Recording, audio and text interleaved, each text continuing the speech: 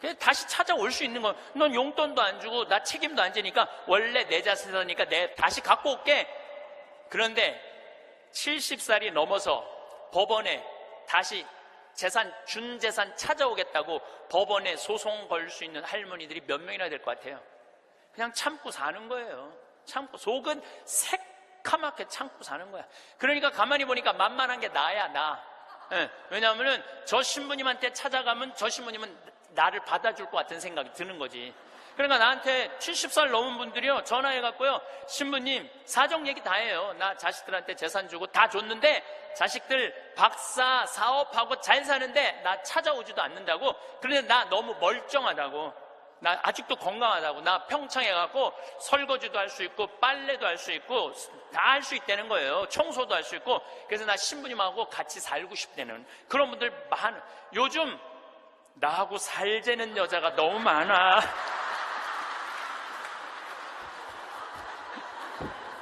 일년에 500명도 더 되는 것 같아.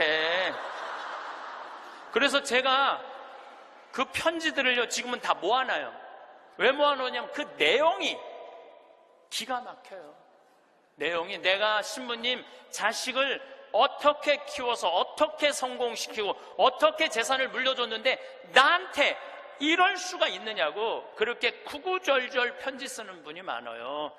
그런데 그 자식 재산은 찾아올 생각하지 않고 내가 자식보다 낫게 생각이 드는 거지. 나하고 살자고. 내가 직접 받은 전화인데 85살 된 할머니예요. 85살 됐는데 70에 아들이 그러더래요. 어머니, 나 이제 어머니 어차피 모셔야 되고 어머니도 이제 나하고 같이 살아야 되지 않느냐?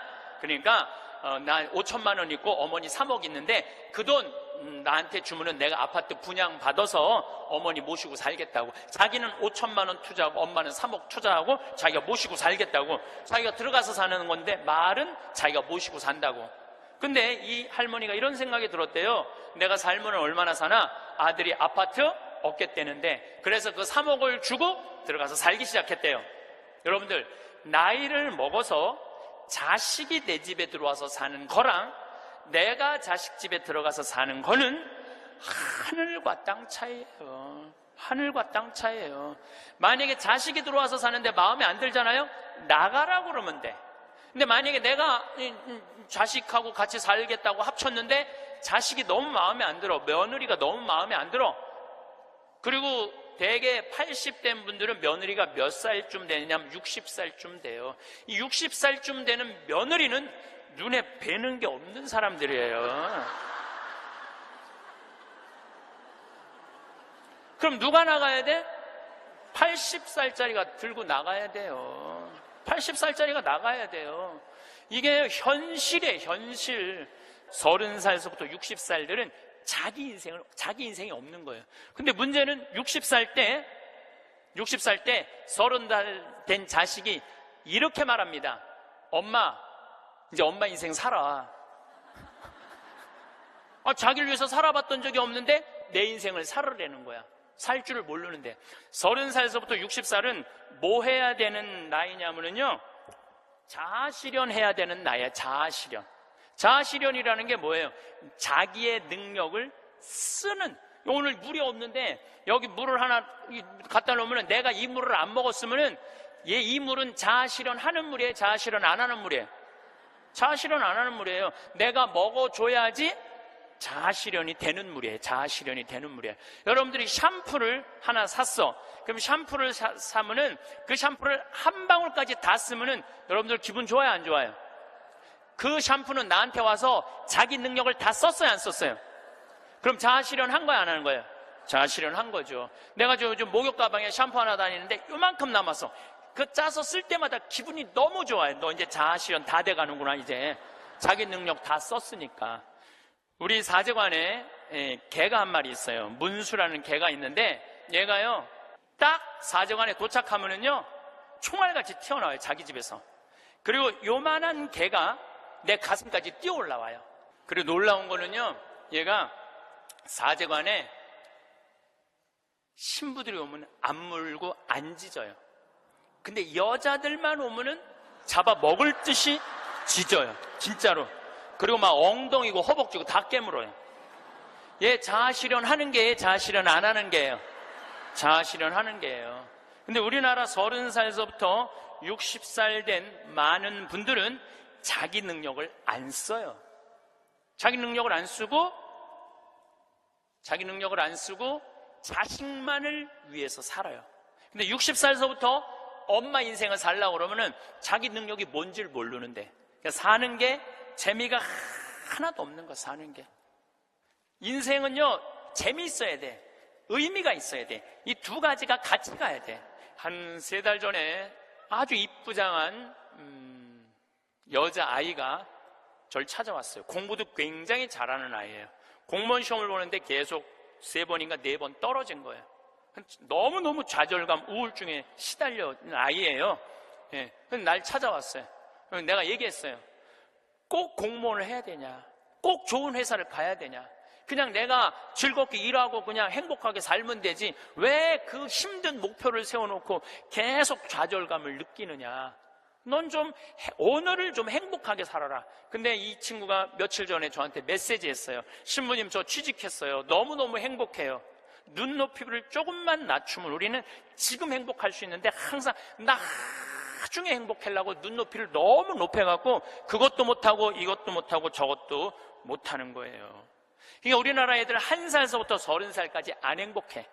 그럼 30살서부터 60살은 행복해요? 30살서부터 60살? 안 행복해. 왜 안 행복하냐면 이 30살서부터 60살은 자기 인생이 없어. 왜냐면 1살서부터 30살 된 자식들 뒷바라지 않으냐고 자기 인생이 없는 거야. 그러니까 자기를 위해서 학원을 다녀봤던 적이 없어. 30살서부터 60살들은 기타 학원을 다닌다든지 피아노 학원을 다닌다든지 꽃꽂이 학원을 다닌다든지 나처럼 필라테스 학원을 다닌다든지 자기를 위해서 이런 학원을 다녀본 적이 없어. 자기 인생이 없어. 오로지 자식 뒷바라지 않으냐고. 그래서 헬리콥터 맘이라고 그러잖아요. 자식 뒤 뺑글뺑글 따라다니는 거야. 초등학교 유치원 따라다녀, 초등학교 따라다녀, 중고등학교 따라다녀, 심지어는 대학까지 따라다닌다는 거예요. 그래갖고 커리큘럼 수업 과정 짜주군 엄마들 많아. 그리고 학점이 조금 나오면 교수한테 가서 따진다는 거. 우리 애 학점이 왜 요것밖에 안 주느냐고. 나중에 취직하려면 학점이 높아야 되는데. 군대도 뺑글뺑글한데요. 요즘 카카오톡이 돼갖고 엄마들이 애들 군대 생활을 볼 수 있대요. 그럼 애가 좀만 얼굴이 이상하면은 그 상사한테 그런대요. 왜 우리 애 얼굴이 이러느냐, 뭐가 문제가 있느냐. 그러니까 그 군대 가서도 엄마가 애를 책임져 주는 거야. 그래서 요새 군대 상사님들이요, 사병 돌보는 일보다 사병 엄마 돌보는 일이 더 바쁘대요. 심지어는 회사까지 따라다니는 거야. 애가 회사에 취직을 했는데 대리 진급을 못하면 부장한테 가서 따진다는 거. 우리 애가 뭐가 모자라서 대리 진급을 못하느냐고. 평생 자식주의를 뺑글뺑글 따라다니는 걸 뭐라고 그러냐면 헬리콥터 맘이라고 그래요. 헬리콥터 맘. 애들 눈빛이 쫙 꺾어지기 시작해요. 네. 중학교 2학년만 되면은 눈빛이 싹 돌아가기 시작해요. 돌아가기 시작하면 그때부터 애들은 미치는 거예요. 근데 여러분들, 이게 웃을 일이 아니에요. 그 미치는 애들이요, 한둘이 아니에요. 참 많아요. 그럼 이때부터는 엄마도 컨트롤이 안 되는 거예요. 아버지도 컨트롤이 안 되는 거예요. 그리고 얘는 행복했던 순간이 하나도 없었던 거야. 행복했던 순간이 없기 때문에 이때부터는 엄마한테 소리 지르고 물건 던지고, 심지어는 엄마를 때리는 아이들도 참 많습니다. 이 엄마들은 어디 가서 얘기도 못해요. 얘기도 못해. 중학교 2학년, 3학년 되는 애한테 맞는다, 자식이 무서워서 벌벌벌벌 떠는 부모들이 참 많습니다. 그럼 얘가 미치게 만드는 장본인이 누구예요? 엄마들이에요. 엄마들이 얘를 미치게 만드는 거예요. 미쳐갖고 이제 애가 이렇게 뛰고 저렇게 뛰면 나한테 데리고 와요. 그러면 얘네들 눈빛이 싹 돌아간 걸 내가 봐요. 그럼 상담을 해보잖아요. 그럼 걔네들이 나한테 하는 얘기가, 자기는 초등학교 때 자기 자유시간이 하나도 없었다는 거예요. 자유시간 하나도 없이 엄마가 이 학원 가라면 저 학원 가고 저 학원 가고 저라고, 그래서 자기 미치겠다는 거예요. 막 속에서 불이 일어난다는 거예요. 불. 이 사도세자가 뭐라 하냐면 자기 속에서는 울화증이 일어났다. 울화증이. 만약에 영조가 사도세자가 그렇게 무기신식이라는 무에서도 편해요. 사도세자가 그만큼 똑똑한 사람이었고, 만약에 영조가 이 아들을 정말로 청룡도도 마음대로 하게 하고 창, 활, 말 다 잘 탔거든요. 그렇게 키웠다면 우리나라는 광개토왕 대왕만큼 훌륭한 군주, 강력한 군주를 18세기에 모실 수 있었을 거야. 우리는 직업에 귀천이 없다고 이야기합니다. 그런데 제가 소방관들의 삶을 조금 들여다보니까 직업에 귀천이 있더라고요. 우리 한국 사회에서는 이번 여름에 엘래스카 강의를 갔었는데 마침 소방관 팀장, 거기는 캡틴이라고 부르는데 팀장 집에 머무르게 됐어요. 그래서 너무 궁금하잖아요. 특별한 직업을 가진 분이니까. 그리고 미국에서 인기 직업 1위는 소방관이에요. 그래서 제가 물어봤어요. 보통 소방관 처음 되면은 월급을 얼마를 받느냐? 그랬더니 한 4천만 원 정도 받는데요. 연봉이. 그리고 1년 반 훈련이 끝나갖고 정식 소방관이 되면은 6,500만 원 정도를 받는데요. 근데 우리나라 소방관은 정식적으로 소방관 합격을 해갖고 임명을 받으면은 첫 월급이 얼마냐면은 140만 원이에요.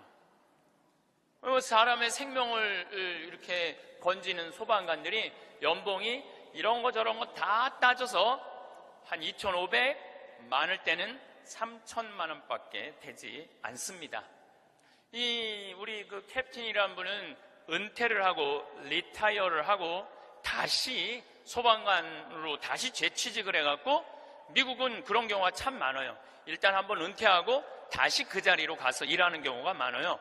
그래서 그러면은 당신은 연봉이 얼마가 되냐 그러니까 저는 좀 많죠 그러더라고요. 그래서 얼마가 되느냐 그랬더니 한 1억 5천만 원 정도 됩니다 그러더라고요.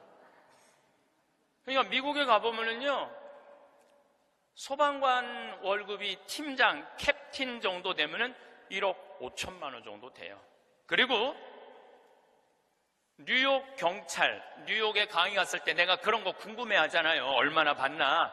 뉴욕 경찰은 연봉이 얼마냐 그러니까 뉴욕 경찰들은 경위 정도만 되면은 경사 정도만 되면은 1억이 넘어간대요. 1억이. 그러니까 미국은 소방관, 경찰관, 군인들이 보통 한 5년 정도만 근무를 하면 1억이 넘어가요. 1억이. 제가 잠비아에 봉사활동 이렇게 갔을 때 나하고 같이 일을 하는 수녀님이 20년 전에 독일에서 유학을 했는데 장애시설, 복지학과 유학을 해갖고 장애시설에 많이 다녔대요. 근데 그 장애시설에 심리학과 여자 교수가 있었는데 퇴근할 때 보니까 그 운전기사랑 퇴근을 하더래요. 그래서 지금 운전기사랑 퇴근을 맨날 하느냐고 저 사람 내 남편이라고. 심리학 교수면은 20년 전만 해도 우리 지금도 심리학 쪽 공부를 했다 그러면은 사회적으로 최고의 직종인데 아니 당신은 교수고 심리학 교수고 의사인데도 이렇게 대단한데 어떻게 저렇게 남편이 운전기사인데 창피하지 않느냐고. 아무 문제 없다고. 우리 남편은 저 운전하는 걸 너무너무 좋아한다고. 그러니까 이 사람들은 자기가 교수고 남편이 운전기사라도 그 운전기사라는 것 자체가 하나도 안 창피한 거예요. 근데 우리나라 만약에 아내가 대학 교수인데 남편이 노란 학원차 운전하고 다니면은 창피할 것 같아요? 안 창피할 것 같아요? 우리 뭐라 그럴까? 당신 관도 그냥 내 얼굴로 그냥 살아. 아마 분명히 그럴 거예요. 우리나라는요 머릿속에 직업에 귀천이 있는 나라예요. 그래갖고 수녀님이 너무 놀래니까 거기서 한 가지 더 내가 너무 놀래니까 수녀님이 더 놀라운 일이 있다고. 우리 장애시설에 청소하는 아줌마가 있었대요. 맨날 와서 창문 닦고 아주 즐겁게 노래도 하고, 근데 하루는 동양 수녀님이니까 수녀님 우리 집에 초대하고 싶다고. 그래서 그 청소하는 아줌마 집에 갔대요. 갔는데 집이 대궐처럼 으리으리하더래요.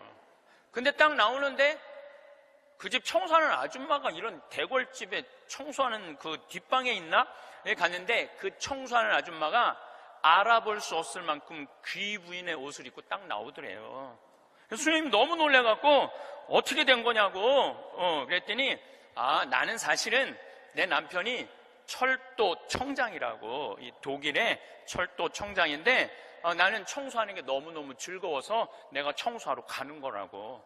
그러니까 자기 남편이 철도 청장이라도 자기가 청소하는 게 하나도 안 창피한 거예요.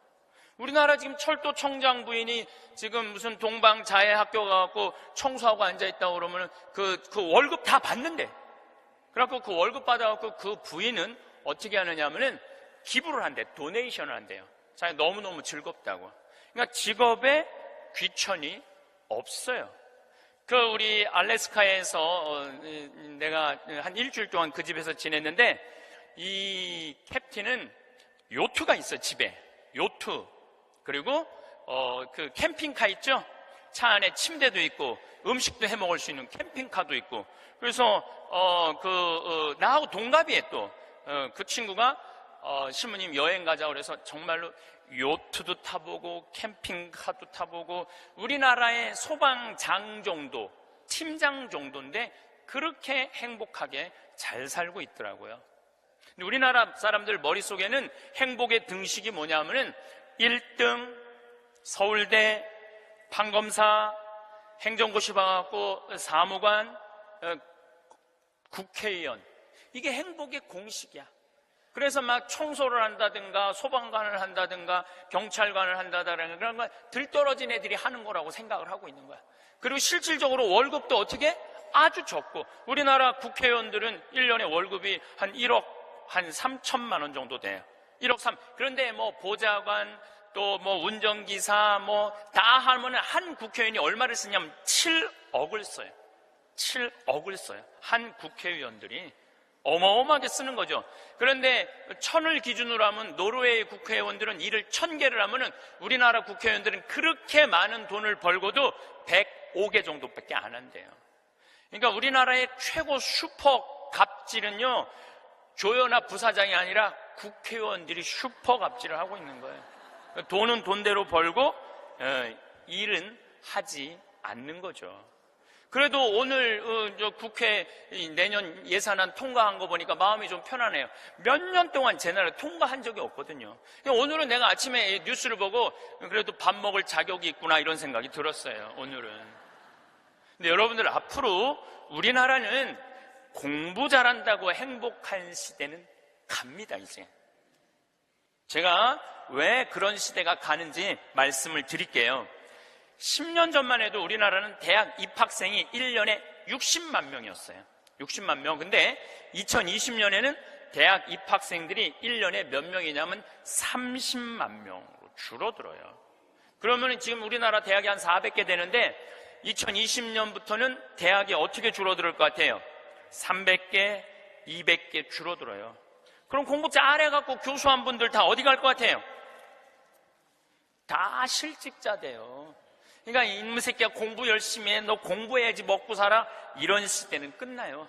이제는 앞으로 어떤 사람들이 정말로 먹기 살기 좋은 시대가 되느냐면 용접하는 사람들, 포크레인 운전할 줄 아는 사람들, 그 다음에 요리 잘하는 사람들, 청소 잘하는 사람들, 이런 사람들이 행복한 시대가 온다니까요. 세상이 너무나 지금 변하고 있어요. 우리 생태마을에 올해 직원들을 채용을 해요. 또 귀가 번쩍 분들이 이런 분들이 있으니까 야, 나도 한번 거기 가볼까? 근데 이번에 자격은 뭐냐면 고등학교 졸업 예정자들만 뽑아요. 나는 대학 졸업 예정자들도 안 뽑아요. 대학원 졸업 예정자들도 안 뽑아요. 혹여 가끔 대학 졸업한 사람들, 대학원 다니는 사람들 뽑아요. 우리도 뽑는데 월급은 고등학교 졸업한 사람이나 대학 졸업한 사람이나 대학원 졸업한 사람이나 우리 생태마을 첫 월급은 똑같이 200만 원이에요. 고등학교 졸업해도 직원으로 되면 무조건 200만 원이에요. 아니 생각을 해봐요. 아니 매주 띄우는데 뭐하러 대학원 자격증이 필요해? 아니 배추 심는데 뭐하러 대학 졸업한 사람이 필요해요? 우리 생태마을에 필요한 사람은 어떤 사람이 필요하냐 하면 성실한 사람, 성격 좋은 사람, 이런 사람이 필요해요. 그리고 뭐 우리 생태마을에 지금 다녀간 사람이 100명도 넘죠. 우리 직원이 지금 한 40명 되니까 많이 바뀌어요. 근데 남아있는 사람이 어떤 사람이 남아있느냐면은 가정환경 행복했던 사람, 성실한 사람, 이런 사람들이 남아있어요. 가정환경 불행했던 사람, 어린 시절을 힘들게 지냈던 사람은요 많이 견뎌야 6개월이에요. 그러니까 이제는 공부를 잘하는 사람이 성공하는 시대가 아니라, 공부를 잘하는 사람이 성공하는 시대가 아니라 행복한 사람이 성공하는 시대가 오는 거예요. 근데 우리나라 OECD 국가 어린이 행복지수 조사를 해봤는데 11살, 13살, 15살을 대상으로 행복지수를 점수를 내봤는데 노르웨이가 95점인데 우리나라 애들이 60점이에요. 우리나라 애들은 안 행복해요. 이거 OECD 국가 중에 우리나라가 꼴등이에요. 심각합니다. 왜 심각하냐 하면은 어렸을 때 안 행복한 애들이 커서 행복할 것 같아요? 절대 그런 일은 없어요. 어렸을 때 추억이 많고 어렸을 때 행복한 애들이 커서도 행복한 거예요. 근데 우리나라는 대학생이 하루에 몇 시간 공부하냐면 4시간 공부해요. 초등학생이 하루에 몇 시간 공부하냐면 5시간 반을 공부를 해요. 중학생은 하루에 몇 시간 공부하느냐면 7시간을 공부해요. 고등학생은 하루에 몇 시간을 공부하느냐면 8시간 반을 공부를 해요. 그럼 여러분들 하루에 8시간 반을 공부한다 그러면은 밥 먹는 시간 1시간, 1시간, 1시간, 3시간 빼고, 그것도 못 먹는다고 그러긴 하지만은, 그리고 학교 가는 시간 빼고, 그러면은요 애들은요 잠자는 거 빼고는 공부만 하는 거예요. 그러니까 얘네들은 엄마, 아빠, 형제들이랑 먹고 마시고 놀 시간이 없어요. 제가 지난 시간에도 말씀드렸지만은 이 세상에 가장 중요한 일은 뭐냐면은 먹고 마시고 노는 일이에요. 우리가 여러분들 왜 예수님하고 추억이 많아요? 예수님은 세리와 죄인들과 먹고 마시고 놀았기 때문에 추억이 많은 거예요. 만약에 예수님이 우리랑 먹고 마시고 놀지 않았다면 우린 추억이 하나도 없을 거예요. 오늘 복음도 막 병자들 고쳐주고 난 다음에 너무너무 마음이 안타까워. 예수님이 너무너무 안타까우니까 내가 마음이 아프다. 저 사람들 먹을 걸 우리가 주자. 그러니까 예수님 먹는 거 진짜 중요하게 여기신 분이에요. 우리가 주자. 없습니다. 아무것도 빵 몇 개하고 물고기 몇 개밖에 없습니다. 그래도 너희들이 줘라. 다 줘서 배불리 먹여서 보내신 분이 예수님이에요. 그러니까 성서에 보면 먹는 얘기 참 많이 나와요. 예수님 첫 기적도 가나의 혼인잔치에서 먹는 얘기죠. 그렇죠? 세리네 집에 가서 먹었죠. 자케오네 집에 가서 먹었죠. 사마리아 여인하고는 우물가에서 물 먹으면서 얘기했죠. 그러니까 먹고 마시고 노는 일은 참으로 중요한 일이에요. 그럴 때 추억이 많은 거예요. 근데 우리나라 초등학교, 중고등학교 아이들은 엄마 아빠랑 먹고 마시고 놀 일이 없어요. 그러니까 커서도 엄마 아빠하고 추억이 하나도 없는 거예요. 행복했던 순간도 없고. 미국 애들은, 초등학교 애들이, 우리나라 애들은 5시간 반 공부하는데 미국 애들은 초등학교 애들이 하루에 몇 시간 공부하느냐면 2시간 반 공부해요. 그러니까 이거는 공부하는 흉내만 내는 거야. 그 얘네들은 계속 먹고 마시고 노는 거예요. 계속. 제가 미국 강의를 가보면은요, 얘네들이 하는 거는 정말로 먹고 마시고 노는 일이에요. 유럽, 북유럽 애들은 말할 것도 없고 학교 가서도 계속 놀아요. 우리처럼 학원 가갖고 영어, 수학 막 계속 뭐 글쓰기, 뭐 웅변 그런 거를 하는 게 아니라니까요.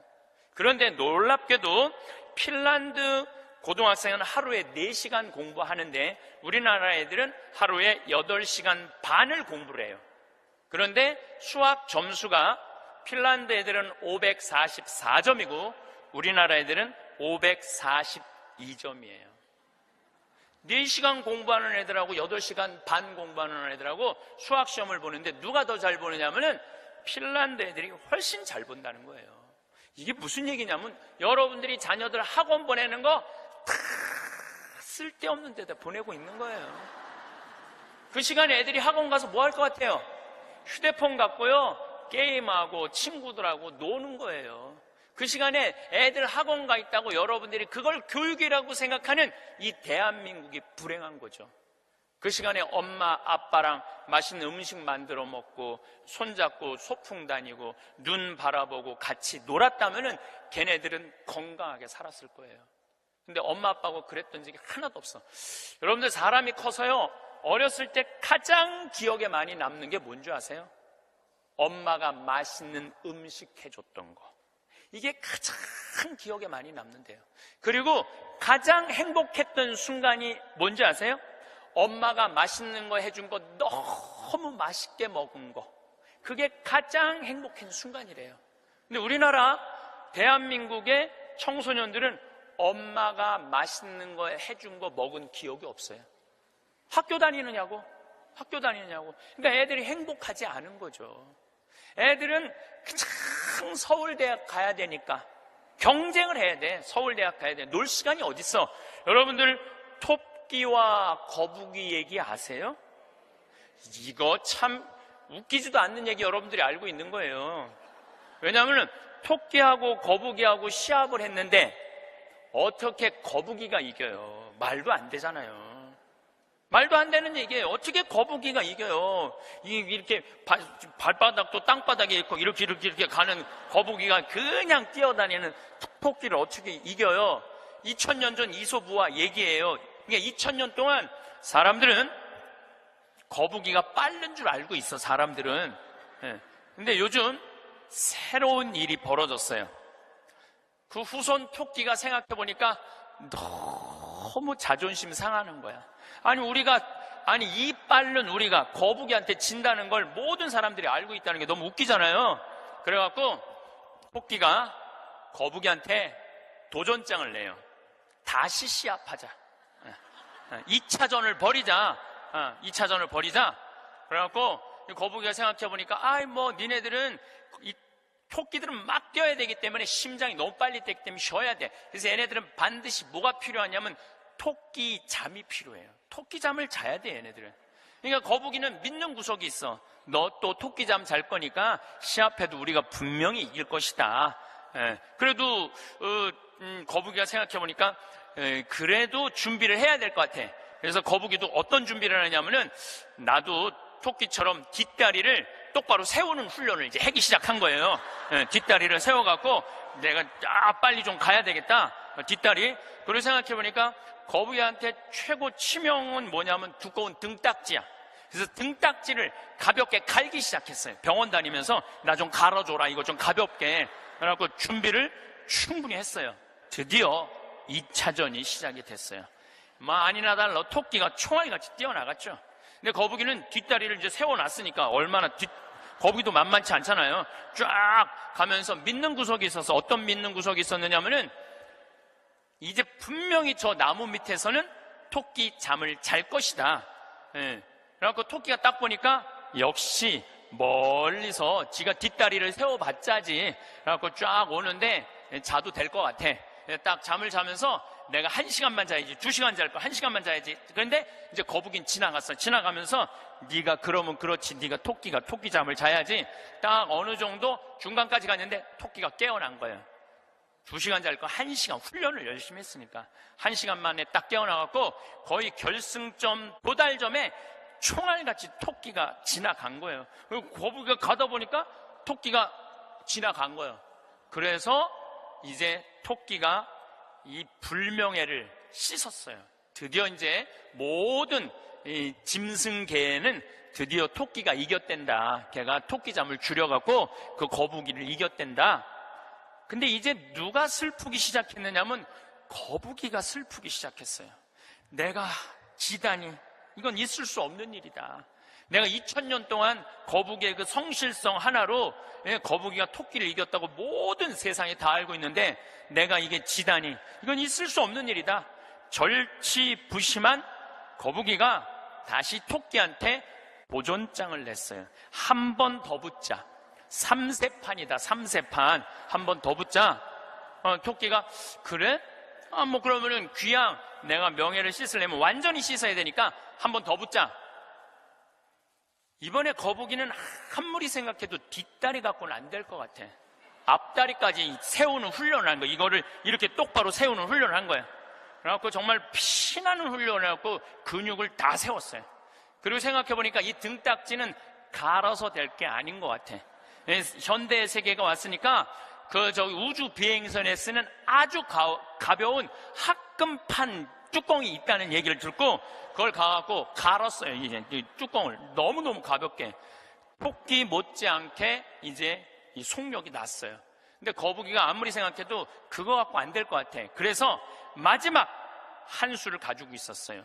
분명히 토끼가 저 나무 밑에서 잘 거니까 저 나무 밑에 수면제를, 분말가루를 설치를 해둬갖고 리모컨으로 터트리면은 완전히 내가 보낼 수 있다. 비장의 카드까지 준비해놓고 이제 도전장을 내민 거죠. 토끼는 아무리 생각해도 이번에 지면은 이게 다시는 회복할 수 없을 것 같아요. 그래갖고 토끼는 어떤 훈련을 했느냐 하면은, 어떤 훈련을 했냐면 토끼잠을 안 자고 목표 지점까지 가는 훈련을 했어요. 토끼잠을 안 자고. 그래갖고 드디어 3차전이 벌어졌어요. 3차전이 벌어져갖고 출발을 했는데 토끼가 보니까 거북이가 옛날엔 뒷다리만 세웠는데 이제는 앞다리까지 세워갖고 뛰는데 이게 만만치가 않은 거예요. 내가 정말로 자면 안 된다. 죽어라고 뛰면서 나무 밑에 도착했는데 너무 졸렸지만 그걸 극복하고 뛰어갔어요. 아니 리모컨까지 다 설치하고 이제 터트리기만 하면 이제 완전히 재워갖고 그 토끼잠으로 이기려고 그랬는데 리모컨 터트릴 시간이 없는 거예요. 이건 해보지도 못하고 져버렸어, 거북이가. 그러니까 거북이가 뭐가 왔느냐면 우울증이 왔어요. 우울증이 야, 내가 저 토끼한테는 정말로 어떻게 해볼 도리가 없단 말인가. 너무 우울증이 슬퍼갖고 이제 자살까지 생각을 했어요. 근데 할아버지가 그 손자 거북이를 보고 이런 말을 해요. 거북아, 손자야, 슬퍼하지 말아라. 너 토끼가 몇 년 사는 줄 아냐? 잘 모르는데요. 토끼는 그렇게 죽어라 하고 뛰기 때문에 토끼 수명은 7년이다. 7년. 근데 우리 거북이들은 수명이 얼마인 줄 아냐? 우리 거북이들은 할아버지가 지금 몇 살이에요? 내가 지금 190살이다. 우리 거북이는 느리기 때문에 수명이 200살이다. 너는 느린 게 네 본질인데 왜 토끼 이기려고 그 되지도 않는 뒷다리 앞다리 세우고 왜 그렇게 인생을 힘들게 사느냐. 너는 천천히 사는 게 너의 운명이다. 그 생각을 해보니까 가만히 생각해 되지도 않는 시합을 2000년 동안 한 자기 거북이하고 토끼, 그게 웃긴 거예요. 그래서 이 거북이는 천천히 다니고 자기의 그 본성에 따라 사니까 사는 게 너무너무 즐거워요. 그러니까 느린 게 빠른 것보다 훨씬 좋구나. 빠르면 7년밖에 못 사는데 느리니까 200년을 사니까 아무리 토끼가 빠르면 왜 빨리 죽는데. 그런데 지금 대한민국은 우리 자녀들을 거북이로 안 키우고 뭘로 키우냐면 토끼로 키우고 있어요. 토끼로. 7년밖에 안 살릴 생각을 하고 토끼로 키우고 있어요. 그렇게 가장 큰 희생자가 된 사람이 누구냐면은 사도세자예요. 여러분도 사도세자 얘기 알죠? 네. 사도세자가 언제 죽었느냐면 1762년 이모년에 5월 13일 날 뒤주에 들어가고 5월 22일 날 죽었어요. 8일 동안 있다가. 그런데 이 사도세자는 아버지가 영조인데 아버지의 첫째 아들이 효장세자가 있었는데 9살에 죽어요. 9살에 죽다가 40이 넘어서 아들 하나를 얻어요. 이게 바로 이 선, 정조는 이 산, 정조의 아버지인 사도세자의 진짜 이름은 이선이에요. 사도세자는 죽고 난 다음에 영조가 불러준 이름, 슬픔을 생각해라, 생각살자, 슬플 도자. 그래갖고 사도세자고, 진짜 이름은 이선이에요. 그러니까 40이 넘어서 아들을 하나 얻었으니까 효장세자가 죽고 난 다음에 너무너무 슬펐는데, 이 영조는 이 아들이 너무너무 귀했던 거야. 그래갖고 2살에 사도세자 책봉을 해요. 근데 얘가 얼마나 똑똑했느냐 하면은 2살 때 왕자라는 한자를 보고 아버지가 이게 무슨 자냐? 그러면 아버지를 가르쳤어요. 이게 아버지 자다. 왕자를 보고. 세자짜리를 보고 이거는 무슨 자냐? 이건 나다. 2살짜리가 5살 때 효경을 줄줄줄줄 외워요. 영조라는 임금은 공부하기 너무너무 좋아했던 임금이거든요. 그러니까 이게 진짜 똑똑한 놈 만들어 보겠다고, 똑똑한 놈 만들어 보겠다고 선생을 몇 명을 들이냐면 20명을 들여요. 그래갖고 아침, 점심, 저녁으로 가르치는 거야. 계속 가르치는 거야. 그리고 이제 시험을 아버지가 나와서 보는 거예요. 너 사서삼경에 이게 무슨 뜻이냐? 그러면 20명이 둘러있고 5살, 6살짜리가 까먹을 수도 있잖아요. 그러면 대답을 못하면은요, 영조가 눈을 부라리면서 이놈 그것도 모르느냐고. 근데 세자는 때릴 수가 없었어요. 누구를 때리냐면 세자를 업고 다니는 내시를 때리는 거예요. 대신 맞는 거예요.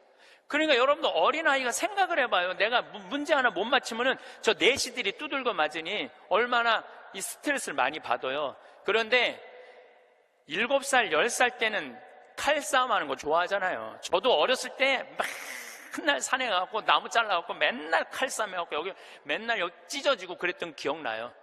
이 선은 상궁들하고 칼싸움을 해요. 그걸 본 영조는요, 이 상궁들을 때려 죽여요. 때려 죽여요, 그냥. 그걸 보고 이 사도세자는 너무너무 무서웠던 거야, 아버지가. 그런데 딱 12살이 되면서 사도세자는 공부하기가 싫어요. 그래서 이때부터 책만 보면 머리가 지끈지끈 아픈 거예요.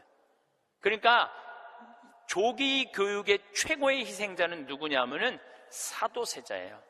그러니까 아버지는 공부를 가르치는데 아들은 공부하기가 싫은 거야.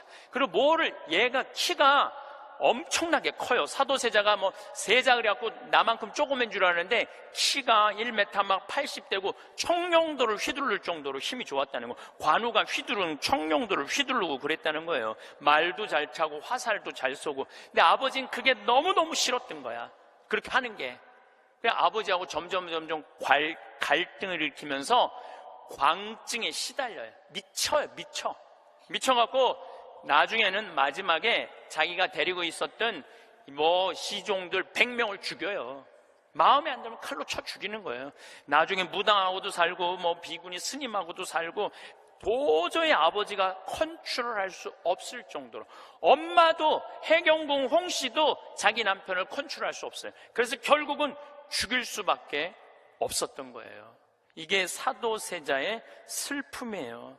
이게 조기교육의 희생자예요. 조기교육의 희생자. 그런데 이 사도세자도 내가 보기엔 딱 7년 만에 돌은 거야. 토끼처럼 7년 만에 돌은 거예요. 근데 여러분들도 초등학교 1학년 때부터 애들 어떻게 해요? 영조가 20명 선생 된 거나 여러분들이 학원 애들 10개, 12개 보내는 거나 다를 바 하나도 없어요. 애들 미치게 만드는 거예요. 그러면은 언제까지가 애들이 엄마가 시키는 대로 따라하느냐면 중학교 1학년 때까지는 딱 시켜요. 해요. 근데 딱 그 7년이 지나고 나면 애들 눈빛이 쫙 꺾어지기 시작해요. 네. 중학교 2학년만 되면은 눈빛이 싹 돌아가기 시작해요. 돌아가기 시작하면 그때부터 애들은 미치는 거예요. 사도세자가 죽고 난 다음에 정조가 임금이 됐잖아요. 권력 기반이 취약했어요. 그 다음에 정조가 1800년에 죽고 순조, 헌종, 철종, 고종 다 7살, 10살, 18살, 17살짜리들이 왕 되면서 조선은 끝난 거예요. 여러분들도 지금 가만히 생각해봐요. 지금 내가 하나, 둘 가지고 있는 애 공부 그렇게 시켜갖고 미쳤어. 그렇게 미쳤어? 그러면요, 그 집안은요, 나중으로도 희망이 없는 집안이에요. 그리고 참 고치기 힘든 병이 뭔지 아세요? 정신병이에요. 제가 수많은 사람들을 만나면서, 수많은 아이들을 만나면서 가장 고치기 힘든 병이 정신병이에요. 우울증이라든가 조울증이라든가 이렇게 걸린 사람들은 평생 병원에 들락날락하고 평생 약 먹다가 결국은 그렇게 죽는 거예요.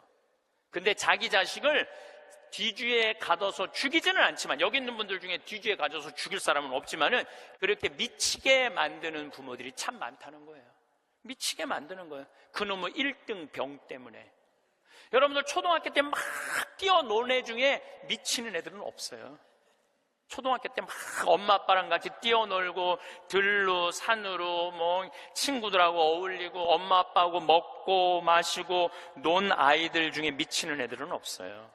어떤 애들이 미치냐면 되지도 않는, 머리 돌아가지도 않는 책상에서 학원에서 시달리면서 미치는 애들이 많은 거죠. 거북이가 등딱지 합금으로 바꾸듯이 자식 영어 발음 좋게 한다고 혀 이렇게 늘리는 수술하고 초등학생들한테 10개씩 학원 다니게 하는 일이 자식 미치게 만드는 일이에요. 이렇게 얘기해요. 엄마, 나 왜 이렇게 공부해야 돼? 너 1살서부터 30살 때까지 열심히 공부해서 나중에 행복하게 하려고 그래. 나중에 행복한 건 없어요. 행복하려면 언제 행복해야 돼? 지금 행복해야 돼요. 지금 행복하지 않는 애는 나중에도 안 행복해요. 여러분들도 마찬가지입니다. 많은 분들이 나는 이제 아파트도 사놓고 애들 결혼도 시켜놓고 내가 이제 60살서부터 나중에 행복해야지. 그런 분은요, 떨커덕 오늘 아침에도 내가 나오면서 암 걸린 분 안수기도를 해주고 나왔는데 내 손에서 안 나와도 안수를 받고 싶다 그래서 내가 해주고 왔어요. 내 손에서 안 나와도 안수를 받고 싶다 그래서 해주고 나왔는데 자매님 보니까 굉장히 건강한데 무슨 암 말기래요. 되게 우리는요, 나중은 안 기다려요. 그러니까 행복하려면 언제 행복해야 돼? 지금 행복해야 돼. 지금 맛있는 거 사 먹으려면 언제 사 먹어? 지금 사 먹어야 돼. 나중에 사 먹지 말고. 경치 좋은 데 가려면 언제 가야 돼? 지금 가야 돼. 지금. 나중에 가지 말고. 근데 우리는 애들한테 이렇게 얘기한단 말이에요. 너 1살서부터 30살 때까지 고생해야지 나중에 행복하다는 거. 이제는 1살서부터 30살까지 공부 죽어라가 해도 행복한 시대는 갔어요. 이제 교수 돼도요, 일자리 치열합니다. 지금 변호사들, 노는 변호사들 수두룩하게 많습니다. 이제는 머리로 사는 애들이 행복한 세상이 오는 게 아니라 몸으로 사는 애들이 행복한 세상이 다가오고 있어요. 나는 어제도 우리 직원이 저녁에 이제 대전에서 강의 끝나고 들어갔는데 고등학교 졸업하고 군대 갔다 와서 대학교 다니다 때려치고 우리 집에 왔어요. 내가 이렇게 물어봤어요. 이리 와봐라, 너. 오늘 강의 준비하면서 네가 지금 대학교 4년을 다녔으면 얼마를 대학에다가 쏟아 넣을 것 같아? 1억 쏟아 넣는데. 1억 쏟아 넣지? 근데 너 이제 대학 안 다니니까 1억은 이제 모아놓은 거 아니야? 그럼 그 1억 너한테 안 쏟아 놓으면 엄마는 그 돈 갖고 뭐 할 것 같아? 엄마는 노후대책연금 붓겠죠. 그래, 엄마는 노후대책연금 붓고 너는 1억 저축하고 벌써 니네 집은 2억 벌은 집이다. 대학을 안 다니면 안 다닐수록 돈을 버는 거다. 근데 너 지금 내가 이번에도 월급을 한 1년 안 됐는데 30-40만 원 올려줬어요. 우리는 5년만 근무하면 무조건 300만 원씩 받을도록 내가 해주는 거예요. 그럼 너 지금 5년, 4년 근무하면 너 1억 모은다. 기숙사에서 먹고 자고 쓸 일도 없고, 거기는 해만 떨어지면 돈 쓸 데도 없어요.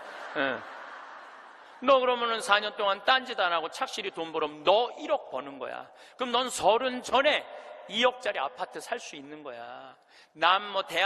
우리나라 지금 대학 나온 45만 명 졸업하는데 제대로 된 직장에 취직하는 숫자가 몇 명이에요? 5만 명밖에 안 돼요. 40만 명은 2년, 3년 빈둥빈둥거리고, 심지어는 엄마 아버지가 애들 때문에 경비에 나가갖고 그거 해갖고 애들 생활비 대주고 뒷돈 대주고 그러고 있는 거예요.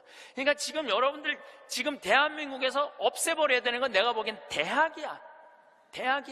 대학만 없어지면 전부 일의 소중한 가치를 배우고 다 행복하게 살 수 있어. 아니, 대학 졸업하고 딱딱딱 취직하면은 내가 왜 대학을 귀하게 여기지 않아요? 대학 졸업하는 애 거의 이 반 이상은 빈둥빈둥 놀고 있는데. 그러니까 우리나라 할머니 60, 70 된 분은 쓸 머리 나쁜 몸으로 살 놈한테 돈 쏟아 넣느냐고. 세계 빈곤율, 노인 빈곤율이 우리나라가 1위예요. 1위. 돈이 없어요, 다른데. 다른 나라 사람들은 나이를 먹으면 얼마나 럭셔리하게 사는데요. 놀지도 못하고 죽어라 30살까지 나중에 행복하려고 공부했는데 취직 안 되면 그 허탈감, 좌절, 이거는요, 어른들은 상상할 수 없을 만큼 힘든 거예요. 상상할 수 없을 만큼. 또 아버지들은 요즘은 많이 줄어들었지만 한동안은 기러기 아버지가 40만 명까지 있었어요. 40만 명, 기러기 아버지가. 이 기러기 아버지들은요, 자식들 한 달에 부인 것까지 하려면 700에서 1000만 원을 보내줘야 돼. 그러면은 보통 10년 정도 가 있으면요, 이 기러기 아버지는 10년 동안 인생이 하나도 없는 거예요.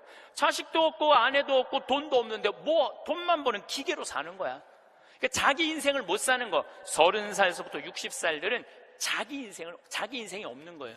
근데 문제는 60살 때 30살 된 자식이 이렇게 말합니다. 엄마, 이제 엄마 인생 살아. 자기를 위해서 살아봤던 적이 없는데 내 인생을 살으라는 거야.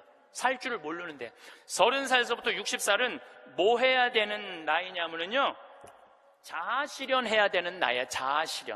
자아실현이라는 게 뭐예요? 자기의 능력을 쓰는. 오늘 물이 없는데 여기 물을 하나 갖다 놓으면 내가 이 물을 안 먹었으면 이 물은 자아실현하는 물이에요? 자아실현 안 하는 물이에요? 자아실현 안 하는 물이에요. 내가 먹어줘야지 자아실현이 되는 물이에요. 자아실현이 되는 물이에요. 여러분들이 샴푸를 하나 샀어. 그럼 샴푸를 사면은 그 샴푸를 한 방울까지 다 쓰면은 여러분들 기분 좋아요, 안 좋아요? 그 샴푸는 나한테 와서 자기 능력을 다 썼어요, 안 썼어요? 그럼 자아실현 한 거야, 안 하는 거예요? 자아실현 한 거죠. 내가 요즘 목욕 가방에 샴푸 하나 다니는데 요만큼 남았어. 그 짜서 쓸 때마다 기분이 너무 좋아요. 너 이제 자아실현 다 돼가는구나, 이제. 자기 능력 다 썼으니까. 우리 사제관에 개가 한 마리 있어요. 문수라는 개가 있는데 얘가요, 딱 사제관에 도착하면은요, 총알같이 튀어나와요, 자기 집에서. 그리고 요만한 개가 내 가슴까지 뛰어 올라와요. 그리고 놀라운 거는요, 얘가 사제관에 신부들이 오면 안 물고 안 짖어요. 근데 여자들만 오면은 잡아 먹을 듯이 짖어요, 진짜로. 그리고 막 엉덩이고 허벅지고 다 깨물어요. 얘 자아실현 하는 게예요, 자아실현 안 하는 게예요? 자아실현 하는 게예요. 근데 우리나라 30살에서부터 60살 된 많은 분들은 자기 능력을 안 써요. 자기 능력을 안 쓰고 자식만을 위해서 살아요. 근데 60살에서부터 엄마 인생을 살려고 그러면은 자기 능력이 뭔지를 모르는데, 그러니까 사는 게 재미가 하나도 없는 거. 사는 게. 인생은요, 재미있어야 돼. 의미가 있어야 돼. 이 두 가지가 같이 가야 돼. 재미와 의미가 같이 가야 돼. 그런데 내가 기타를 잘 쳤다면 기타 치러 온 세상 돌아다니고, 꽃꽂이 했다면 온 성당에 꽃꽂이 하러 다니고, 뭐 춤췄다면 춤추러 다니고 이럴 텐데 나를 위해서 한 게 하나도 없는 거야. 그러니까 사는 게 재미가 없는 거야. 60살에서부터 100살까지 어떻게 살아? 그러니까 우리는 1살에서부터 30살도 안 행복하고 30살에서부터 60살도 안 행복한 거예요. 이 기도는 동아일보에 어느 95살 되신 분의 회한을 적은 내용입니다. 어느 95세의 어른의 수기. 나는 젊었을 때 정말 열심히 일했습니다. 그 결과 나는 실력을 인정받았고 존경을 받았습니다.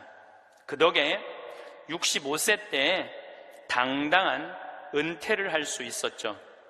그런 내가 30년 후인 95살 생일 때 얼마나 후회의 눈물을 흘렸는지 모릅니다. 내 65년의 생애는 자랑스럽고 떳떳했지만 이후 30년의 삶은 부끄럽고 후회되고 비통한 삶이었습니다. 나는 퇴직 후 이제 다 살았다. 남은 인생은 그냥 덤이다. 라는 생각으로 그저 고통 없이 죽기만을 기다렸습니다. 덧없고 희망이 없는 삶. 그런 삶을 무려 30년이나 살았습니다. 30년의 시간은 지금 내 나이 95세로 보면 3분의 1에 해당하는 기나긴 시간입니다. 만일 내가 퇴직할 때 앞으로 30년을 더 살 수 있다고 생각했다면 난 정말 그렇게 살지는 않았을 것입니다. 그때 나 스스로가 늙었다고, 뭔가를 시작하기에는 늦었다고 생각했던 것이 큰 잘못이었습니다. 나는 지금 95살이지만 정신이 또렷합니다. 앞으로 10년, 20년을 더 살지 모릅니다. 이제 나는 하고 싶었던 어학 공부를 시작하려 합니다. 그 이유는 단 한 가지. 10년 후에 맞이하게 될 105번째 생일날, 95살 때 왜 아무것도 시작하지 않았는지 후회하지 않기 위해서입니다. 성부와 성자와 성령의 이름으로 아멘. 우리가 죽는 날만 기다리는 사람은 사는 게 재미가 하나도 없어요. 죽는 날만 기다리는 사람은. 근데 이분은 65살에 은퇴하고 나는 죽는 날을 이제 죽을 거야.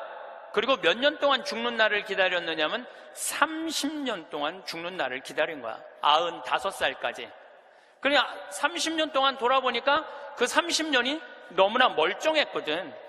그 너무 아까워. 30년이. 내가 죽는 날만 기다리지 말고 65살서부터 95살 때까지 정말로 먹고 마시고 놀았다면 얼마나 행복했겠어요. 근데 이분은 그러지 못했던 거예요. 늘 드리는 말씀이지만 이제 60 되신 분들은 100살까지 삽니다. 60 되신 분들은 40년 남았어요. 50 되신 분들은 110살 삽니다. 내가 51인데 내가 몇 년 남았느냐면 59년 남았어요. 내가 59년. 이제까지 산 것도 아니에요. 40살들은 120살까지 살 겁니다. 그제 여러분들 먹는 당뇨병 안에, 그 약 안에 기가 막힌 좋은 물질이 있대요. 당뇨병 안에. 그래서 그 약을 잘만 이제 컨트롤하면, 그 약을 잘 먹으면 120살까지 사는데 별 문제가 없다는 거예요. 러시아에서는 노화 물질을 느리게 하는 약을 개발해낸 거예요. 그래서 이 약을 먹으면은 70살이 돼도 안 늙는 거야. 70살이 돼도 20살 같이 몸매가 좋고 피부도 좋다는 거예요. 이제 이 약을 먹기 시작하면은, 제가 아까 말씀드렸듯이 세상은 완전히 새로운 세상이 펼쳐지고 있는 거예요. 그래서 미래 학자들이 앞으로는 애를 몇 살에 낳는 게 가장 합리적이냐 하면은 70살에 낳는 게 가장 합리적이라는 거예요. 70살에 애를 낳는 게. 그런데 저는 여기에 전적으로 동의합니다. 여기 지금 7, 80 되신 분들 다 20살에 시집 가셔서 애 낳고 살았을 거예요. 그럼 생각을 해봐요. 20살에 애 낳고 행복한 거냐? 애 한 살 때 행복하고 그 다음부터 자식 때문에 평생 속 새까맣게 끓고 사는 거예요.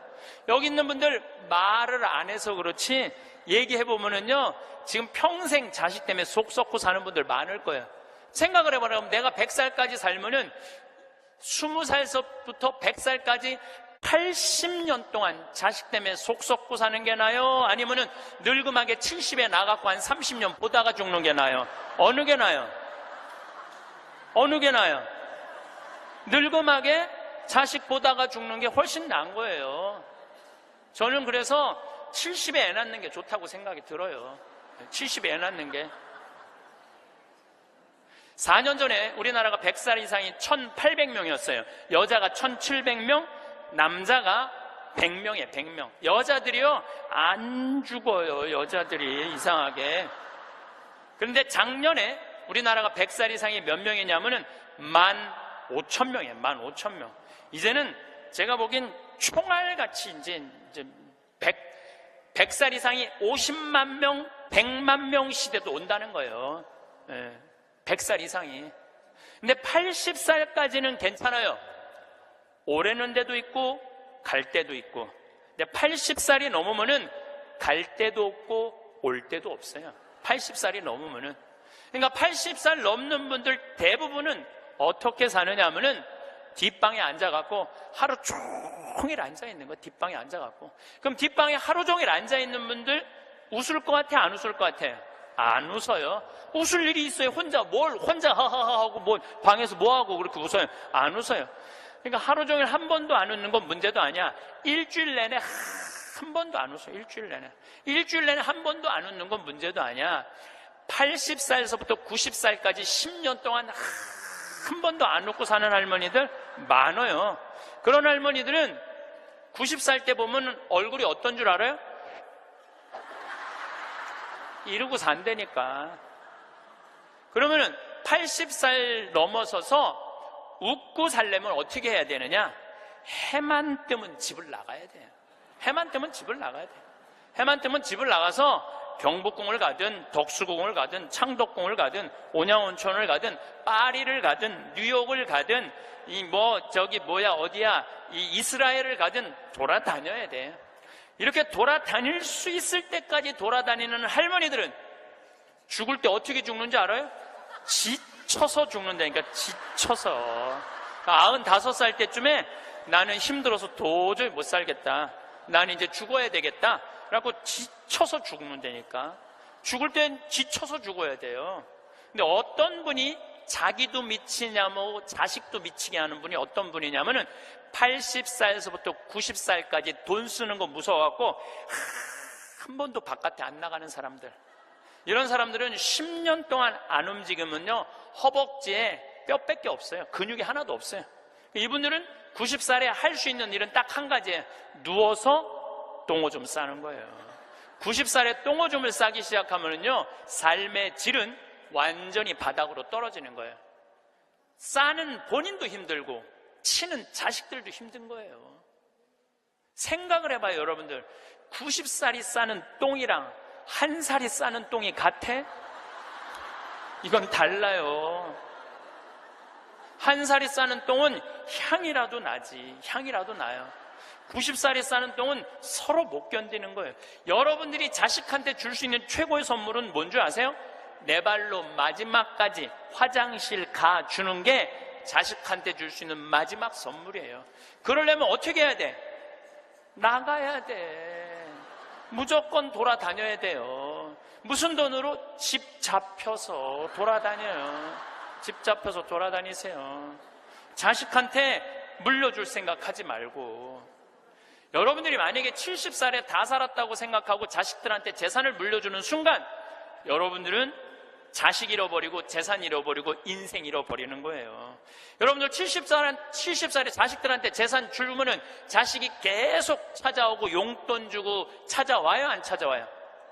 용돈도 안 주고요, 찾아오지도 않아요. 그래서 이번 10월 2일 날 노인의 날 무슨 법이 발효가 됐느냐면 불효자 방지법이 발의가 됐어요. 내가 직접 받은 전화인데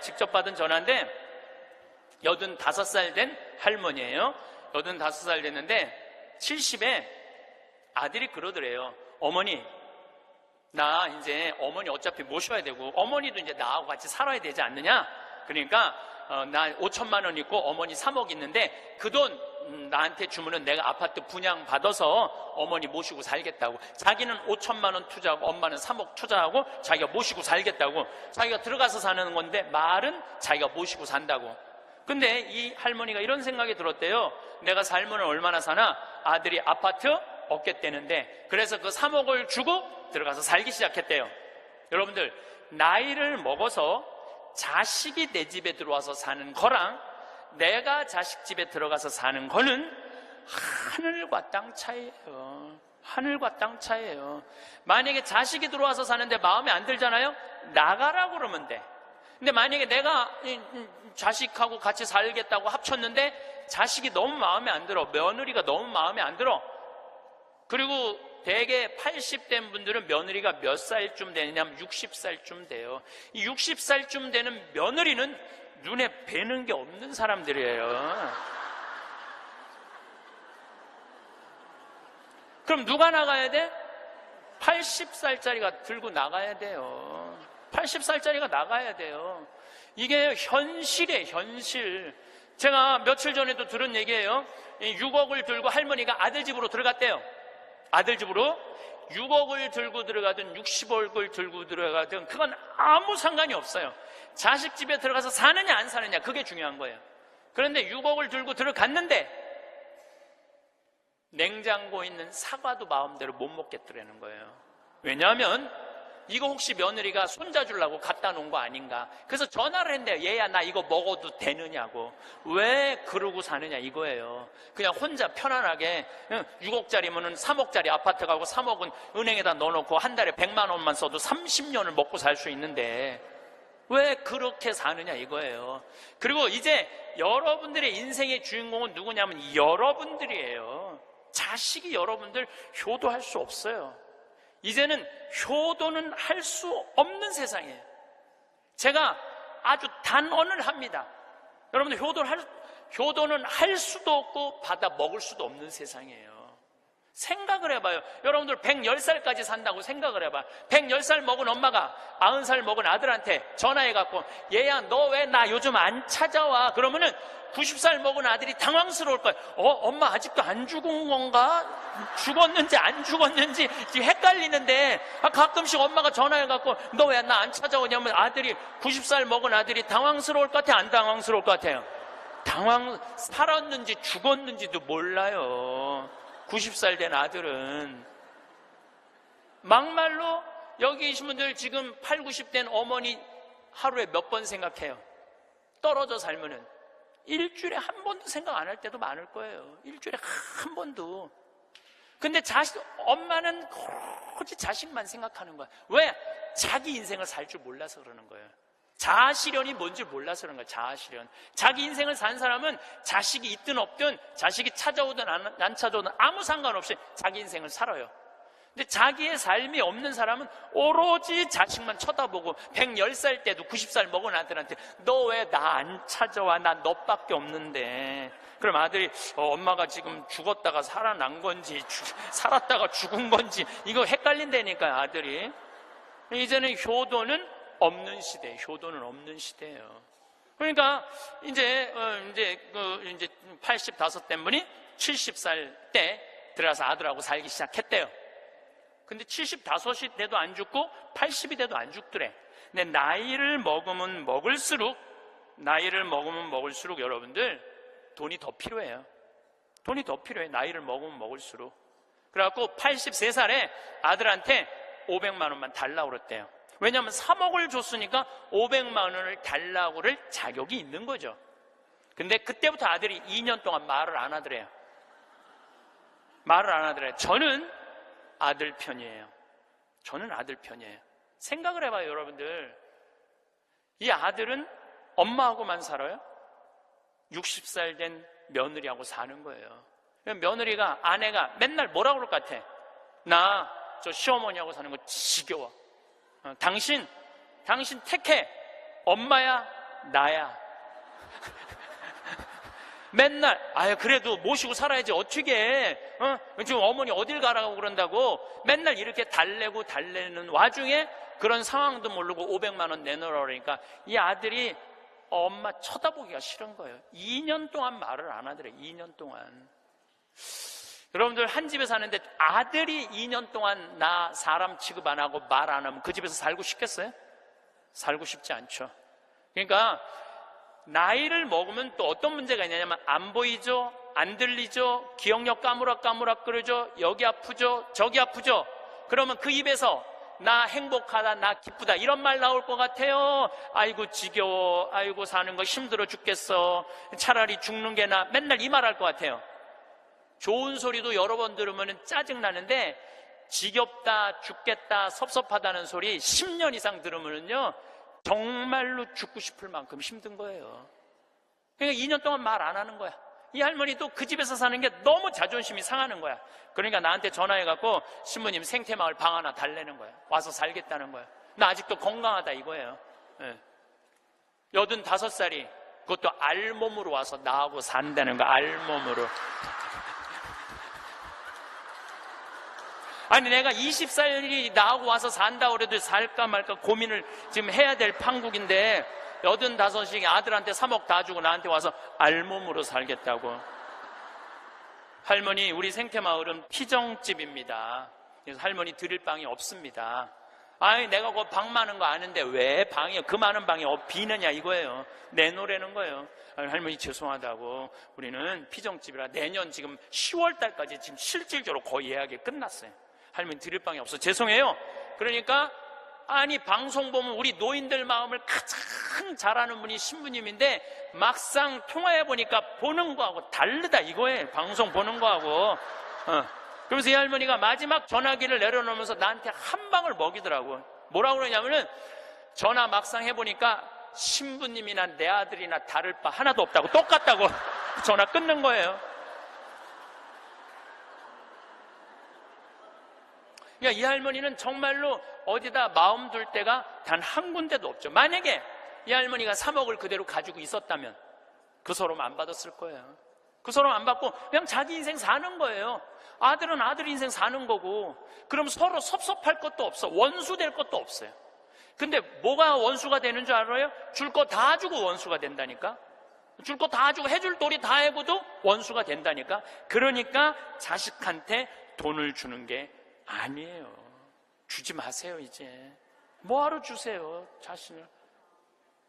울산에서 한 할아버지가 전화를 했어요. 경찰서에. 작년에 신문에서 제가 읽은 내용이에요. 나 경찰한테 이렇게 얘기한 거, 두유 2개로 10일을 버텼다. 두유 2개로.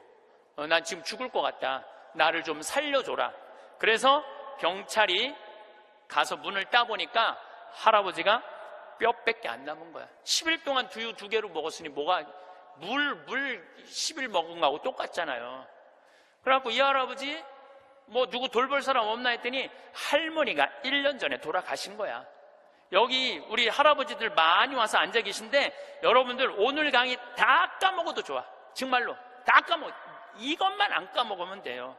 여러분들은 무슨 일이 있어도 할머니보다 하루 먼저 죽어야 돼. 무슨 일이 있어도 누구보다 먼저 죽어? 할머니 죽으려고 그러면 너 죽지 마. 나 죽기 전에 죽지 마. 그리고 먼저 죽어야 돼요. 그러니까 여기 효자 열보다요 악처 하나가 낫다니까요. 효자가 하루 종일 같이 있어줘요? 같이 잠자줘요? 못하는 거예요. 악처가 같이 밥 먹어주고 같이 있는 거예요. 그러니까 여기 오늘 할아버지들은 제발 할머니들 가슴 아픈 일 하지 마세요. 그냥 마누라가 시키는 대로 하고 사세요. 머리 깎으라고 그러면 가서 머리 깎고, 목욕하라면 목욕하고, 내복 추우니까 내복 입으라면 내복 입고, 내복 벗으라면 벗고, 시키는 대로 하고 사세요. 시키는 대로. 근데 이 할머니가 1년 전에 돌아가신 거예요. 어떤 금술 좋은 할머니하고 할아버지하고 한 집에 살았어요. 근데 그날 오후 따라 할머니하고 할아버지하고 목욕을 깨끗하게 했어, 둘이서. 그리고 저녁을 맛있게 차려 먹었어. 그래서 저녁에 침대에 누웠는데 할머니가 옛날 생각이 나는 거야. 할아버지를 툭툭 치면서 여보 영감, 이렇게 깨끗이 씻고 맛있게 먹고 이렇게 침대에 누우니까 우리 신혼 생각난다. 당신 생각나? 신혼 때 당신 이렇게 냉랭하지 않았어. 당신 신혼 때 잘 때 내 손 꼭 잡아주던 거 생각나 안 나? 딱 그런 거예요. 할아버지 가만히 생각해보니까 손을 잡아줘야 될 것 같은 거야. 그래서 할머니 손을 싹 잡았어요. 그랬더니 할머니가 여보 영감, 당신이 내 손 잡아주니까 너무 행복하다. 근데 당신 생각나? 당신 신혼 때 이렇게 내 손 잡는 걸로 끝내지 않았어. 당신 잘 때마다 꼭 내 볼에 뽀뽀해주던 거 생각나 안 나? 딱 그런 거예요. 생각해보니까 뽀뽀도 해줘야 될 것 같은 거야. 그래서 할아버지가 할머니 손을 쫙 잡은 상태에서 고개를 돌려서 뽀뽀를 쭉 해줬어요. 근데 할머니가 너무 여보 영감, 당신이 내 볼에 뽀뽀해주니까 나 세댁된 기분이야. 너무 행복하다. 여보 영감 너무 고마워. 근데 여보 영감, 당신 생각나? 당신 신혼 때 내 볼에 뽀뽀하는 걸로 끝내지 않았어. 당신 그 이로 내기 잘근잘근 애무해주던 거 생각나 안 나? 딱 그런 거예요. 그랬더니 그때서 할아버지가 얼굴이 울그락불그락 하면서 확 이불을 내던지고 나가버린 거예요. 그래갖고 할머니가 여보 영감 어디가? 문 열고 나가는 할아버지한테. 그랬더니 할아버지가 딱 문지방에 서서 할머니를 딱 째려보고 이렇게 말을 했어요. 기다려, 이빨 갖고 올 테니까. 딱 그랬다는 거 아니에요. 이제 여러분들 노인들은요 부부밖에 없어요. 정말 부부가 귀하게 여겨야 되는 거예요. 그런데 이 할머니가 1년 전에 돌아가신 거예요. 딸은 하나 있는데 교통사고를 하고 인사불성이 된 거예요. 딸은 인사불성이 된 거예요. 누구 돌볼 사람 없나 했더니 이 할아버지 3층짜리 빌딩을 갖고 있었던 할아버지야. 3층짜리 빌딩을 갖고 있고 그 옆에 4평을 달아서 거기서 폐지를 모으고 살았던 거예요. 거기서 월세도 나오는데 이 할아버지는 버는 법은 배웠는데 쓰는 법을 못 배운 할아버지. 쓰는 법을 못 배운 할아버지. 여기 계신 분들도 많습니다. 예, 많아요. 정말로 개처럼 벌어서 짐승같이 써야 되는데 개처럼 벌어서 개처럼 쓰는 사람들 많아요. 제대로 돈의 가치답게 쓰지 못한 분들 너무너무 많아요. 많은 경우 여러분들 폐지 줍고 다니는 분들 많죠. 할머니 할아버지 그런 분들 중에 대개 자식들한테 몇 천만 원 몇 억씩 다 주고 자기는 폐지 줍고 다니는 사람들 많아요. 실질적으로. 그러시지 마세요. 내가 행복해야 돼요. 내가 행복한 게 자식 도와주는 거예요. 그래서 제가 여러분들한테 보너스 하나 꼭 하시라고, 돈 안 들고도 할 수 있는 보너스. 내년 나중에 얘기지만은 내년 3월 25일부터 4월 20일 사이에 여기 해화동 서울대학병원에 가세요. 서울대학병원에 가면은 그 꼭대기 층에 식당이 하나 있어요. 그 식당에 가서 비싼 거 시키지 마세요. 쟁반짜장도 팔더라고요. 그럼 3명이 갖고 쟁반짜장 15,000원짜리 시키면은 셋이서 충분히 먹어. 거기서 한 11시 반쯤에 가세요. 괜히 12시 그 의사들 직원들 올라올 때 그때 가서 먹지 말고 미리 한 11시 반쯤에 가서 거기 가서 쟁반짜장을 드세요. 왜 거기서 쟁반짜장을 먹으라고 말씀드리느냐 하면은 거기서 보이는 경치가 경복궁, 창덕궁, 창경궁, 비원, 청와대까지 다 보이는데 새순이 돋아날 때 그 경치가요 너무 멋있어요. 나도 서울대병원에 이제 1년에 한 번씩 강의를 가는데 거기서 식사 대접을 받았는데 거기서 밥을 먹는데 이렇게 내려다 보니까요 조선 27대 왕 부럽지 않더라고요. 거기서 아니 어떤 왕이 거기서 내려다보고 왕궁을 내려다보고 밥을 먹는 사람이 어디 있어. 꼭 기억하셨다가 내년에는 돈 드는 게 아니야. 그냥 전철 타고 가서 그냥 들고 올라가서 몸빼바지 입지 말고 그날은 좀 럭셔리하게 입고, 그날은 좀 럭셔리하게 입고 내려다 보세요.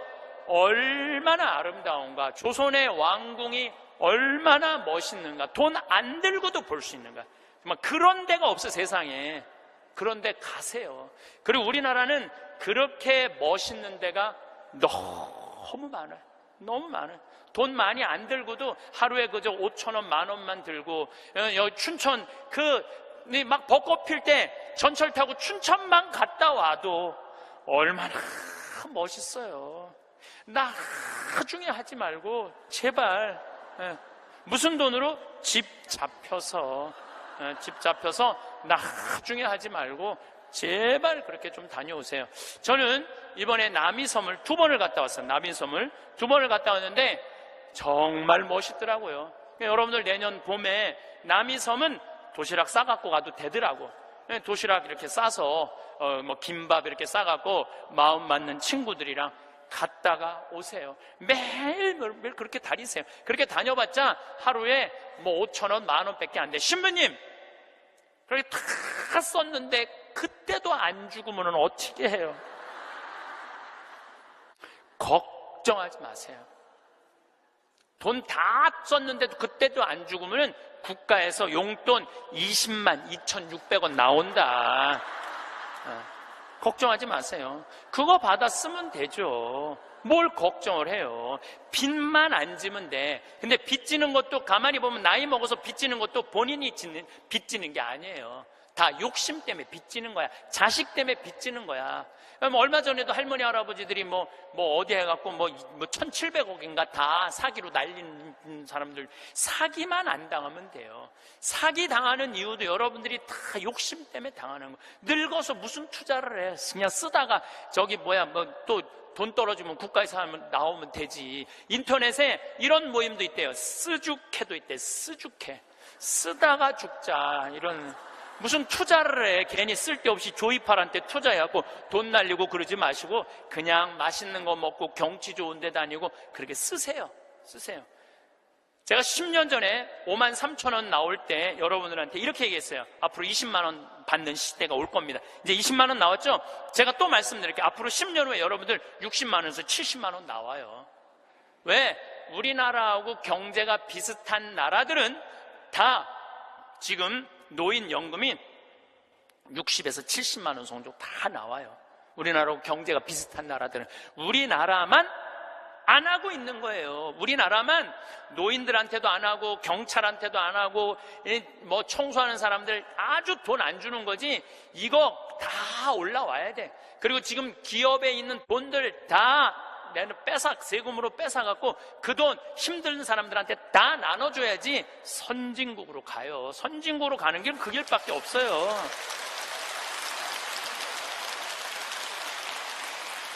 미국은 가보니까 할머니 한 분이 95살 먹은 할머니야. 이번 LA 갔는데 나한테 용돈을 $1,000를 주더라고요. 정말로 나이 많으신 분이야. 용돈을 $1,000를 100만 원을 주는 거예요. 할머니 무슨 돈이 있어? 우리 돈 많아. 그래. 내가 지금 그래서 궁금해갖고 물어봤어. 미국의 할머니들은 한 달에 돈 하나도 없는 분들 연금이 얼마 나오냐면 $800가 나와요. $800면 우리나라 돈으로 85만 원이 나와요. 85만 원. 그런데 85만 원뿐만 아니라 집도 없어 이런 분들은 그러면 아파트 월세까지 다 나와요. 시골은 $200, 도시는 $300 하거든 월세가. 그것까지 다 나오는 거니까 한 달에 100만 원 정도가 나오는 거야. 근데 만약에 이 할머니가 한 달에 100만 원을 줬는데 1년 연말 결산을 해봤는데 100만 원을 다 안 써서 50만 원밖에 안 썼어. 그러면은 이 할머니는 돈이 있던가 돈이 필요 없던가 하는 할머니라고 그 다음에는 연금을 40만 원밖에 안 줘요. 그래서 미국에 다녀보면 할머니들이요 그 돈 쓰려고 얼마나 돌아다니는지 몰라요. 그러니까 쓰죽해가 생기는 거야. 쓰다 죽자.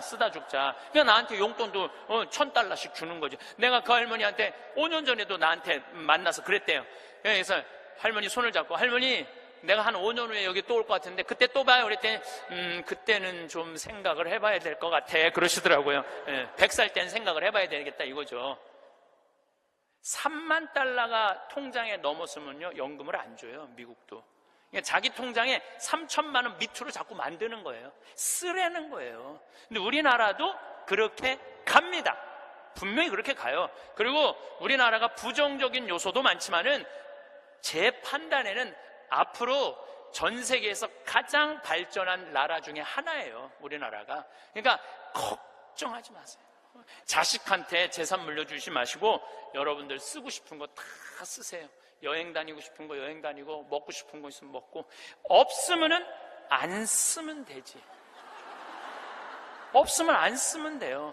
근데 있는데도 못 쓰는 사람들한테 하는 얘기예요. 있는데도 못 쓰는 분들한테 하는 얘기예요. 이제는 부모 자식 사이에 효도는 없어요. 아까도 말씀드렸지만 사랑밖에 없어요. 사랑만 남는 거예요. 부모 자식이 어렸을 때 얼마나 사랑했느냐 사랑하지 않느냐에 따라서 늙어서 자식이 찾아오느냐 찾아오지 않느냐가 결정되는 거예요. 나는 우리 어머니 아버지를 참 잘 만났어요. 참 좋은 어머니, 좋은 아버지. 그 중에 어머니보다는 아버지를 잘 만난 것 같아요. 아버지를, 뭐 어머니도 좋지만 아버지는 그거보다 훨씬 좋아요. 훨씬. 난 어렸을 때 아버지하고 매일 미꾸라지 잡으러 다니고 메뚜기 잡으러 다니고 도토리, 밤 주스러 다녔던 기억이 참 많아요. 그리고 시험만 우리는 시험 못 봤다고 혼났던 적이 한 번도 없어. 그런데 어쨌든 시험만 끝나면 아버지가 짜장면을 사서, 초등학교 때 우리는 항상, 나는 한 달에 한 번은 아버지하고 짜장면을 먹으러 갔어요. 내가 2년 전에 우리 형이 둘이거든요. 형들한테 이제 무슨 같이 놀면서, 나 어렸을 때 아버지가 시험 끝나면 꼭 짜장면을 사줬어. 나 막내라 그렇게 사줬는 것 같아. 그랬더니 형들이 그러는 거예요. 너도 먹었냐? 우리도 시험 끝나면 꼭 먹었는데? 그러더라고요. 생각해보니까 열받더라고요. 나는 한 달에 한 번 먹고 아버지는 한 달에 3번씩이나 먹었던가 생각을 해보니까.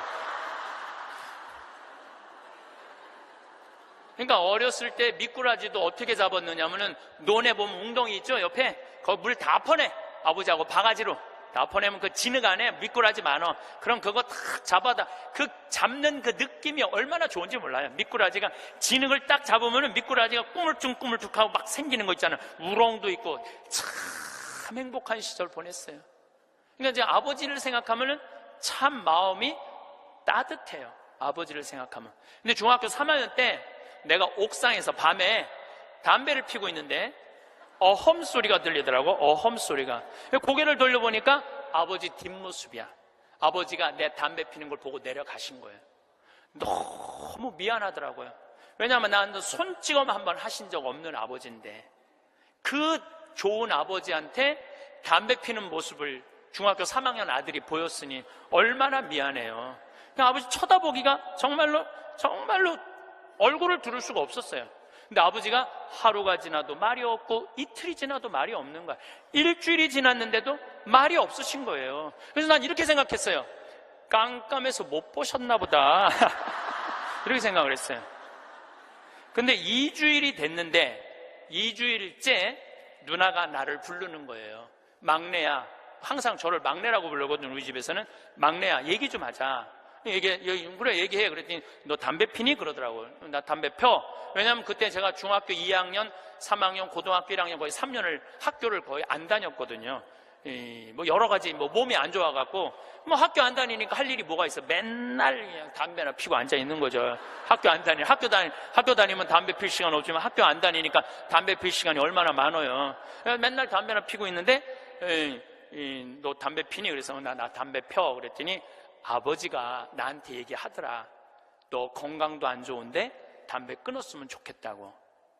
그러니까 우리 아버지는 아들한테 이 얘기를 하고 싶은데 직접적으로 말하면은 서로 간에 충격이 있을 것 같은 생각을 하신 거예요. 그러니까 내하고 제일 친한 누나한테 얘기를 한 거죠. 그래서 아주 정중한 나한테 부탁을 해 오신 거죠. 그때 내가 받은 아버지에 대한 감동은요, 이거는 지금도 나는 아버지가 세상에서 제일 커요. 아버지가 세상에서 제일 큰 분이에요. 내 인생에 있어서. 그러니까 지금도 한 달에 한 번 아버지를 안 보면은 내가 못 견뎌요. 보고 싶어. 막 보고 싶어요. 그래서 나는 요즘은 11월, 12월 내 시간이 하나도 없어요. 아버지 만나러 갈 시간이 없어. 그래도 내일은 내가 수원에 강의가 있거든요. 우리 집이 수원이니까 내가 아침에 나오면서 전화했어요. 아버지 같이 밥 먹자고. 그러니까 아버지하고 밥을 먹고 아버지를 쳐다보고 있으면 내가 행복해. 우리 아버지는 나이가 85살이에요. 나는 해가 가면 갈수록 아버지가 더 좋아요. 해가 가면 갈수록. 나 시간 남은 수원 가서 여자 안 만나요. 아버지 만나지. 근데 아버지가 지난 10월 달에 우리 생태마을에 오셔서 산에 가셔서 산삼을 2뿌리를 캐갖고 오셨어요. 아들 준다고, 나 준다고 2뿌리를 캐갖고 오셨어요.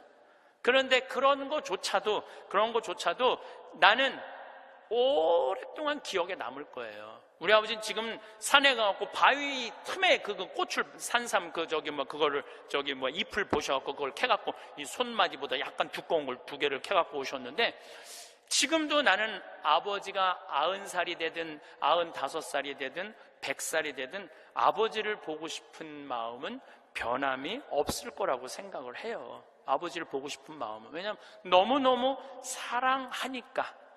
앞으로는 여러분들 펼쳐질 세상, 앞으로 펼쳐질 세상에 여러분들 자식한테 효도해라, 나 찾아와라 이런다고 자식이 찾아올 것 같아? 지금 부모 안 찾아가는 자식이 650만 명 중에 125만 명이 부모 안 찾아가요. 추억이 있어야지.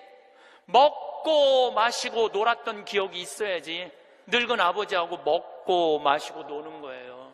성서 잘 묵상해 보세요. 내가 이거 첫째 시간, 이게 6강인데 첫째 시간에 먹고 마시고 노는 일이 얼마나 중요한지 아주 잘 설명을 해놨어요.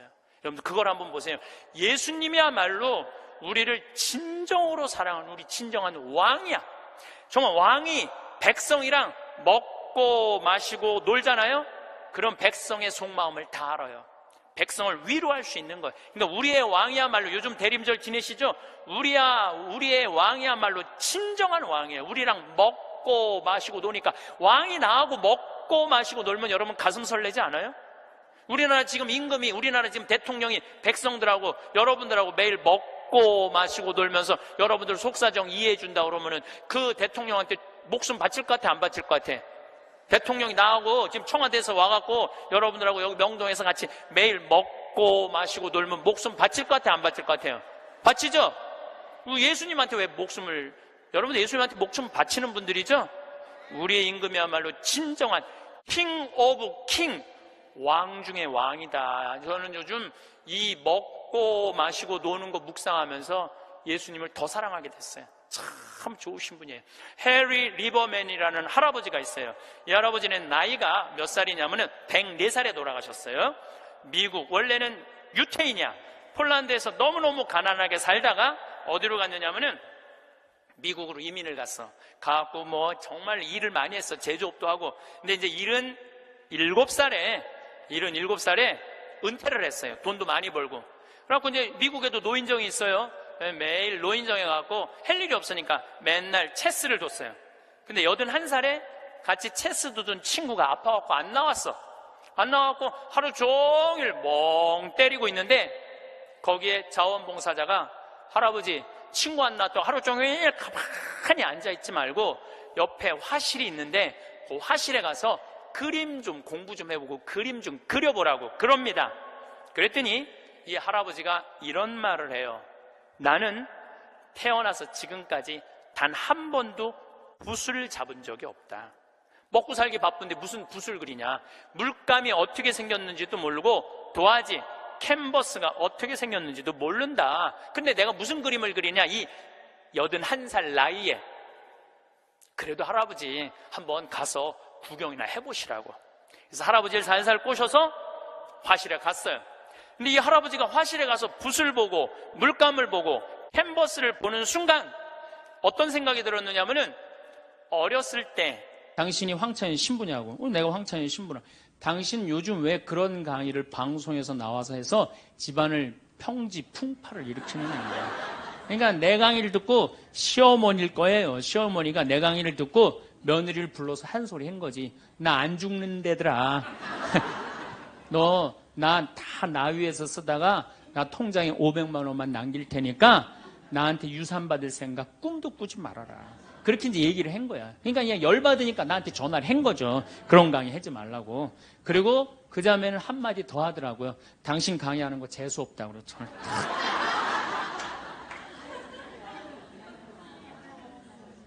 내가 그 전화를 받고 기분이 좋았겠어요? 나빴겠어요?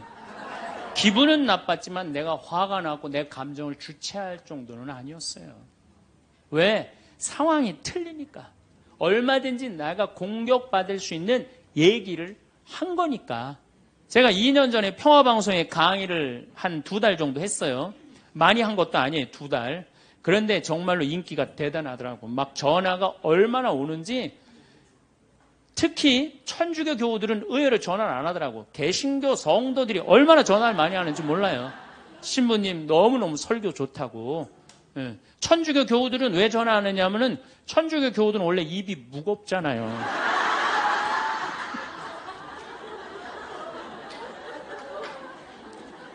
급기야는 목사님이 전화를 하셨어요. 신부님, 우리 교회에 와서 설교를 주일 예배에 좀 해달라는 거예요. 그래서 제가 주일 예배에 가서 설교를 했어요. 그때 이번에는 천안에서 스님이 전화를 하셨어요. 우리 절에 와서 설법을 해달라고. 더욱이 나는 그 주지 스님을 아직도 잊지 못하는데 참 좋으세요. 겸손하시고. 상좌에 앉혀서 제가 설법도 주일날 했어요. 뭐 인기가 뭐 천주교, 개신교, 불교 막 올라가는 거예요. 기분이 끝내줬는데 갑자기 전화가 한 통 왔어요. 평촌에서 사는 할머니야.